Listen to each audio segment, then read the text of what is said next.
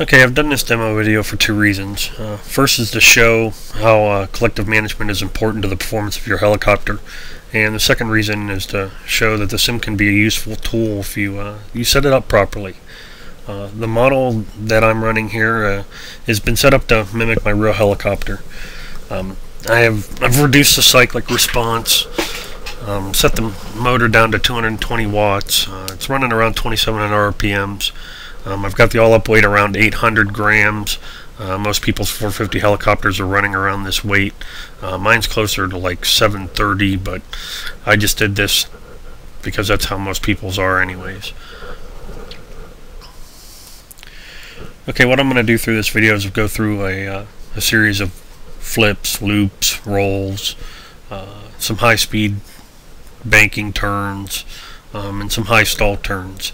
And each sequence will start out with showing some bad collective management, basically just some stick banging, and then the second set will show how if you just manage your collective properly, it doesn't bog the motor down and performs a lot better and looks a lot smoother. Okay, first up is some flips. Notice how the motor's bogging down, the helicopter keeps losing lift. I got to keep trying to recover from it. Really, it's just a bunch of stick banging, not paying attention to the collective at all.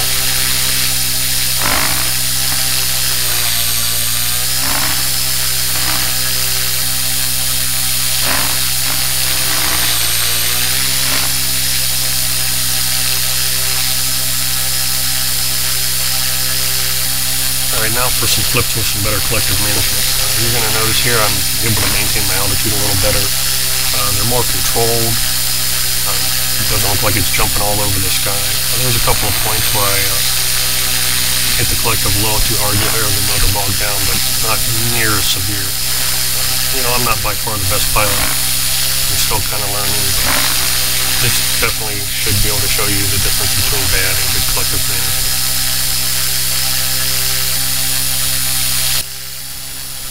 Okay, now some bad collective management rolls. Again, you're going to see motor bogging, loss of lift. They're going to look kind of sloppy. Just some really bad collective management again.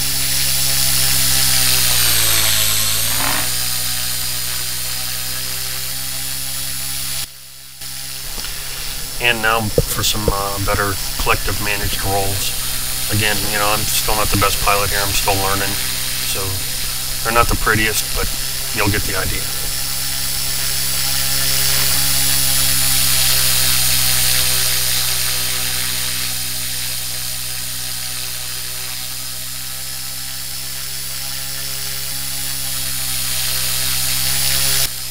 Okay, now it's time for a series of loops.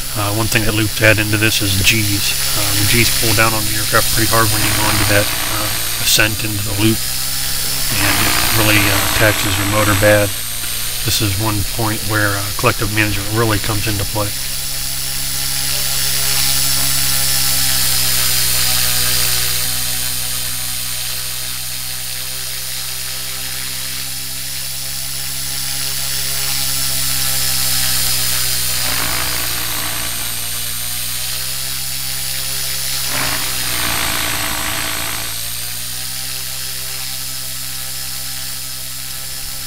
And now for a set of loops with a little better collective management. Again, like I said, I'm not too good at this yet, but you can see that by managing the collective a little better, the loops are a little smoother, the engine doesn't bog down as much, and it just looks a lot better.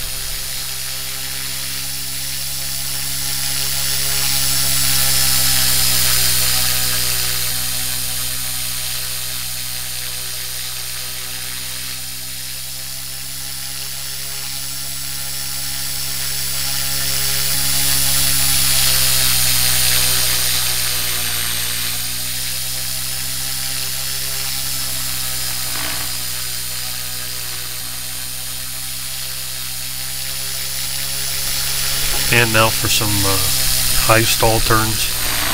This has got the same thing as a loop in it. When you pull into the ascent, you're loading up some G's on this aircraft again. So you got to really be careful with the collective management again.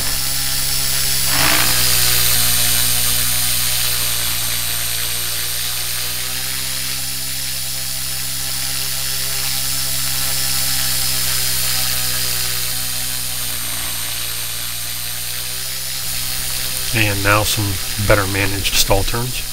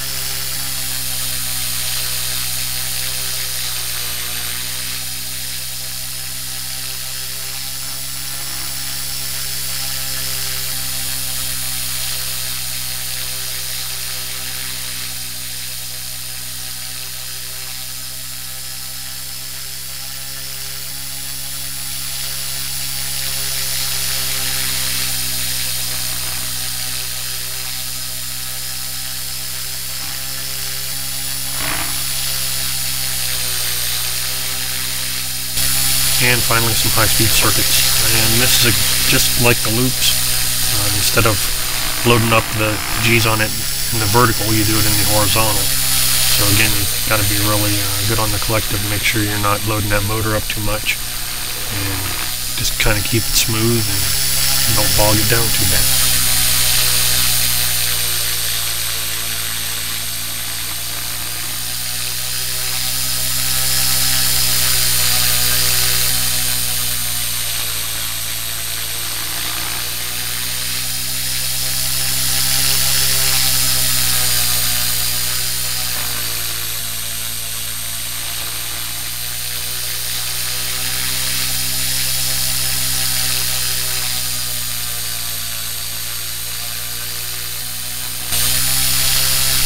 And finally some high-speed circuits with some better collective management.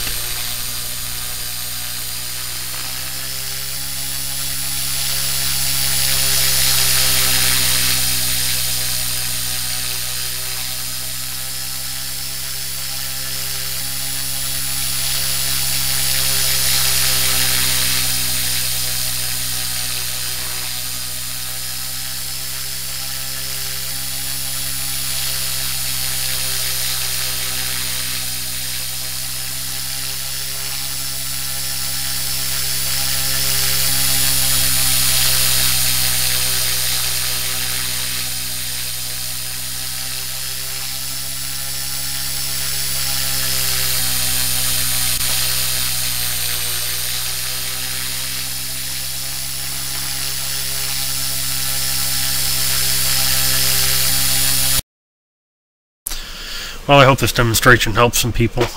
Like I said, I'm not a great pilot by no means, but there are some things I've learned and just wanted to share with some people. Collective management is extremely important.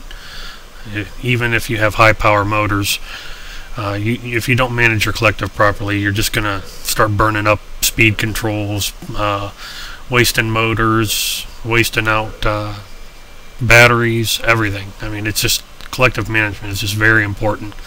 And also, you know, setting up a sim properly to mimic your real helicopter, just you have to do it, or it's just not an effective tool.